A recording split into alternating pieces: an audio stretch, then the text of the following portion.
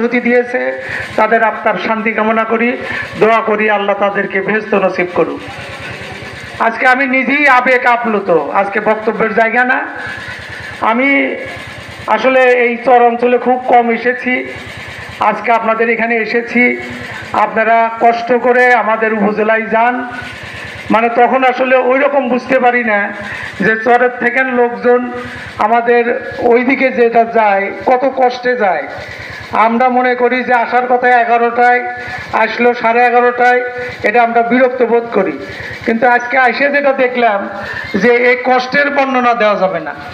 আপনারা যে কষ্ট করে আমাদের ওইদিকে যান, আমরা আশা করতেছি যে আগামী সরকার বিএনপির সরকার প্রতিষ্ঠিত হবে এবং বিএনপির সরকার প্রতিষ্ঠিত হলে আপনাদের এই দুর্দশা লাঘবের জন্য আমরা আমাদের উপজেলার নেতৃবৃন্দ সহ আপনাদের পরামর্শ নিয়ে এই লাঘব কিভাবে দূর করা যায়, আমাদের প্রথম এবং প্রধান কাজ হবে আপনাদের এই দুর্দশা এই লাঘব মানে উন্মুক্ত করার জন্য আর কি।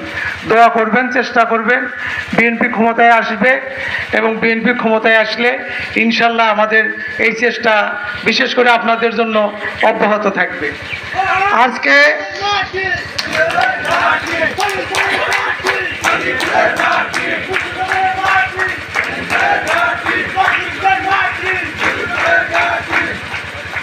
আজকে আপনাদের সামনে পলিটিক্যালি বক্তব্য রাখবো না, এই জন্য যে আমরা খুব তাড়াতাড়ি মনসুরনগর এবং চরগ্রিস আমরা একটা প্রোগ্রাম দিব।